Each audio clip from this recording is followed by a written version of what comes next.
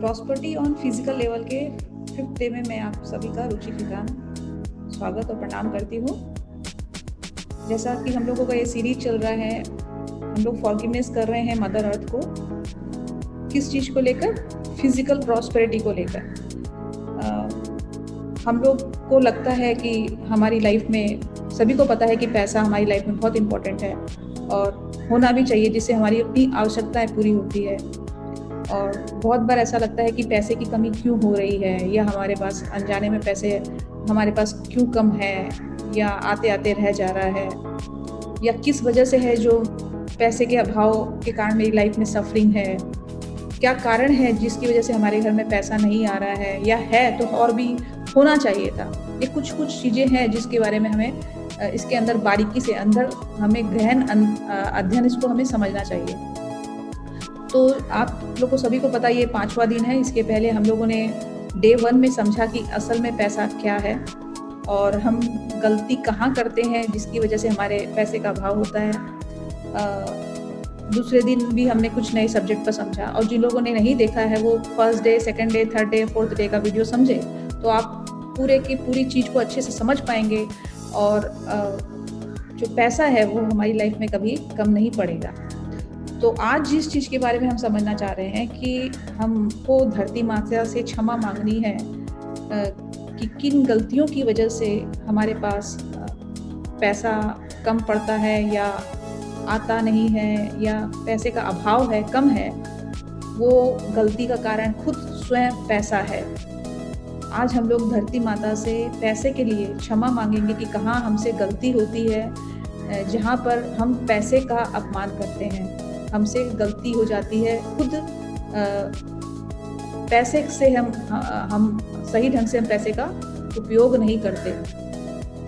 हमने देखा होगा कि बहुत लोगों के पास जो है वो पैसा होता है, बहुत पैसा होता है, बट उनकी कभी भी कोई चीज़ की प्रॉब्लम होती है, वो इकट्ठा करने की प्रवृत्ति के कारण होती है। कभी भी कोई चीज़ भी दिक्कत होती है तो प्रकृति बहुत कुछ हम लोगों को देती है, जिसकी वजह से हमें कभी भी किसी से कुछ मांगने की जरूरत नहीं पड़ती है, ना किसी को देने की जरूरत पड़ेगी। इतनी संपदा है और उस संपदा से हम लोग सबका भरकर पेट भरेगा और कभी किसी को चीज़ की कमी नहीं होगी। लेकिन जो इकट्ठा करने की प्रवृत्ति है, जो हम जमा करने लग जाते हैं, इस वजह से बैलेंस बिगड़ने के कारण बहुत चीज़ों का अभाव हो जाता है, प्रॉब्लम आती है, जिसकी वजह से हमसे कहीं ना कहीं गलत कर्म हो जाते हैं और हमारी चीज़ ही हमारे पास नहीं आती।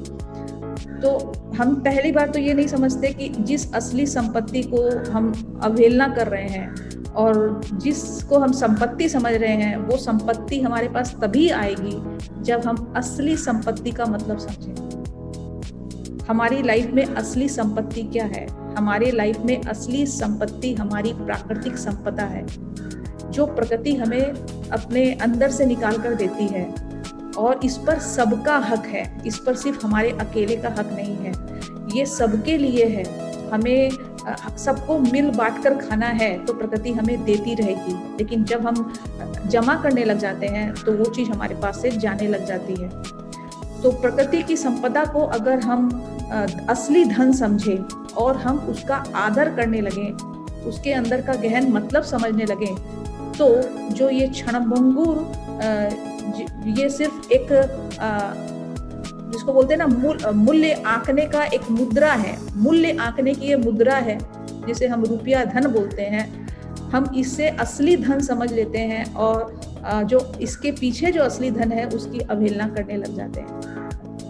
तो हम जब हमारे पास जब बहुत ज़्यादा पैसा, जब हम उसको भी इकट्ठा करने लग जाते हैं, तो जो ये इकट्ठा करने की प्रवृत्ति है, जिसकी वजह से बहुत बार होता है कि वो रुपया हो सकता है कि दूसरे के काम आने का था, वो उसके काम नहीं आता। इसको मैं एक आपके उदाहरण से समझाती हूँ कि रुपए या पैसे को लेकर हमसे कहाँ गलतियाँ होती है, जिससे हम धरती माता का फिर उसको दुख पहुँचाते हैं, उसका अपमान करते हैं। कि आप देखे होंगे कि जब पानी है, आप पानी को अगर हम रोकने की चेष्टा करेंगे, पानी स्वयं अपने आप में एक ऊर्जा है, सब कुछ एक ऊर्जा है। तो पानी को जब हम रोकने की चेष्टा करते हैं या पानी के बहाव को हम रोक देते हैं, तो वो पानी किसी के भी काम का नहीं रहता। उस पानी में दुर्गंध आने लग जाती है और उस पानी में कीड़े पड़ जाते हैं। तो अगर हम भी धन को इकट्ठा करने लग जाते हैं, उसे पैक कर बंद कर देते हैं, तो वो धन जो है उसकी भी ऊर्जा खत्म होने लग जाती है, उसमें भी वो ऊर्जा नहीं रहती, वो भी धन किसी के काम का नहीं रहता, जो हम उसकी गति को अगर हम रोक देते हैं, उसे हम बंद कर रख देते हैं। तो जिस तरह से ऊर्जा चलायमान रहे तो उसमें ऊर्जा बहती है, उसी तरह अगर मनी को भी चलायमान रखें तो मनी हमारे पास कभी कम नहीं पड़ती, मनी हमारे पास आती है। ये समझने की चीज है, लेकिन कभी कभी हमसे गलतियां हो जाती है। इसको आप दूसरे उदाहरण से समझिए कि अगर जो प्रकृति की संपदा पानी है, जल है, धन है, अगर उसके पास कोई चीज का अभाव नहीं है, तो अगर हम उसमें से अगर एक बाल्टी या कुछ पानी निकाल लेते हैं, तो क्या आपने देखा है कि उसमें कोई कमी पड़ जाती है? उसमें कोई कमी नहीं पड़ती। आपको पता भी नहीं चलेगा कि उसमें कितने लोग निकाल रहे हैं, उसमें कभी कमी नहीं पड़ती। मनुष्य का जो रक्त है, रक्त हमारे अंदर में स्वयं ईश्वर की ऊर्जा चल रही है, वो अपने आप सब कुछ कर रही है, इसके बावजूद भी हम उसकी महत्ता को नहीं समझते, उसकी इम्पोर्टेंस को नहीं समझते कि अगर हमारे शरीर के अंदर से अगर 2 बोतल अगर रक्त भी निकल जाए तो हमारे अंदर क्या रक्त की कमी हो जाती है? प्रकृति है, उसको स्वयं भर देती है। तो अगर धन की ऊर्जा को हम जाम कर दें और हम उसको उसको निकाले नहीं, उसकी गति को रोक दें, तो क्या होगा कि उस धन का हम अपमान करते हैं, उसको रोक देते हैं। आपने कभी कभी देखा होगा कि कोई अगर मजबूर हमसे मांगने आता है कोई धन, अगर किसी के पास वो रहता है कि उस धन से उतना धन है कि उसका 1% देने से भी वो इंसान की जान बच सकती थी या उसका जीवन बच सकता था, और वो रह गया और उसकी वजह से वो इंसान बीमार रह गया या उसके काम नहीं आई, और जिसके पास था वो भी उस धन को रहकर वो भी चला गया, क्योंकि कोई भी इंसान जिंदगी में हमेशा नहीं रहता, वो भी चला जाता। वो धन किसी भी के लिए काम नहीं आया, तो वो सही चीज नहीं थी। इसका मतलब है कि धन से पूछे, अगर हम धन के अंदर की भी ऊर्जा को पूछे तो उसे भी बहुत अंदर तकलीफ हुई होगी कि अगर तुमने इसे निकाला होता तो आज उसका घर चल रहा होता, उसका घर में वो सदस्य जिंदा रहता, या उसकी बीमारी अगर सही हो जाती तो इसका भी शुभ कर्मा हमें मिलता।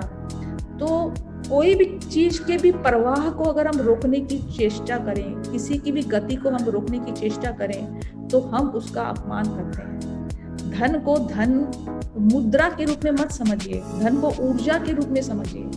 वो चलायमान रहे, वो गतिवान रहे, तो हमारे घर में कभी भी पैसे का अभाव नहीं होगा, कभी भी रुपए का अभाव नहीं होगा।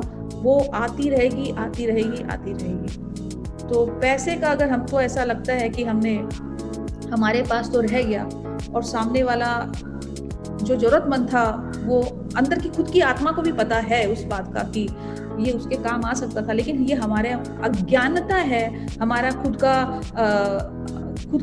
हमारी खुद की मानसिक समझ नहीं है, और अज्ञानता के कारण हम ये पूरा जीवन ही व्यर्थ कर देते हैं, ना खुद के काम लाने देते हैं, ना किसी और के काम आने देते हैं। जब प्रकृति किसी के अंदर भेदभाव नहीं करती, जब सब कुछ देने के लिए उसने सब कुछ बनाया है, तो हम कैसे प्रकृति की ऊर्जा को रोककर अपने अंदर बंद कर सकते हैं? उतना ही जमा करिए जितना जीवन के लिए पर्याप्त है, उससे ज्यादा जमा करना गलत है।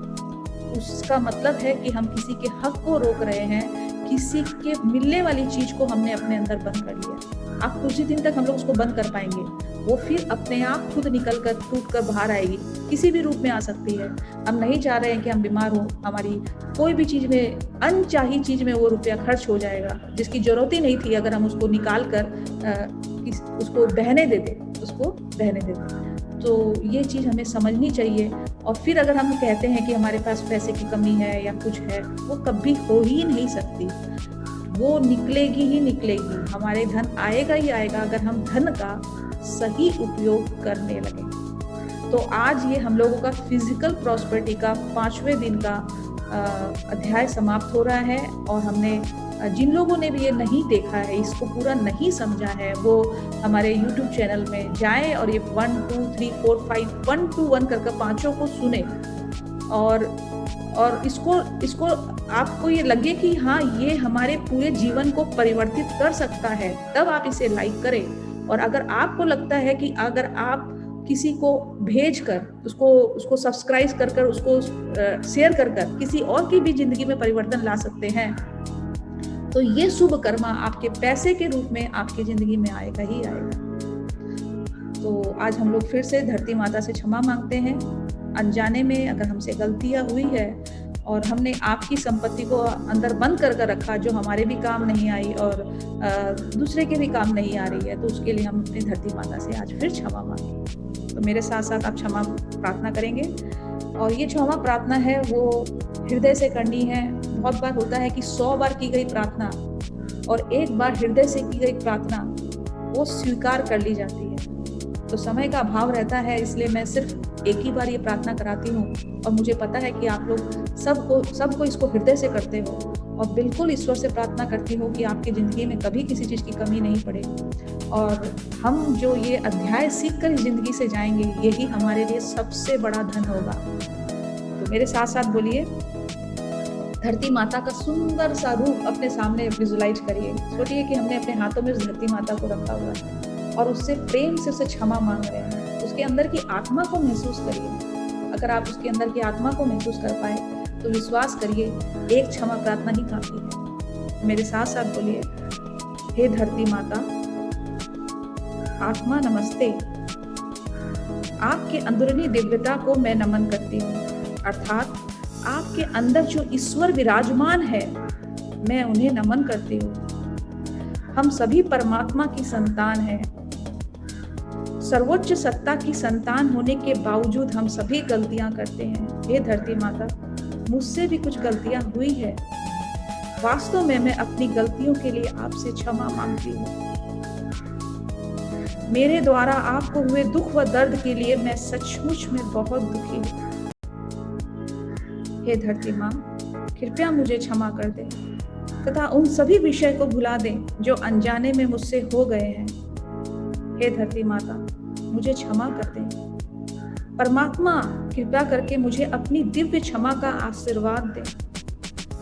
परमात्मा, कृपया मेरे नकारात्मक कर्मों को अप्रभावी कर दें। मुझे शांति मिले और मुझसे जो अनजाने में भूल चूक हुई है, वो मुझे अपनी इस संपदा के रूप में मेरे जीवन में मुझे वापस मिले, ताकि मैं अपना और साथ में लोगों का भी भला कर सकूं और इस समाज के लिए कुछ काम आ सकूं। ओम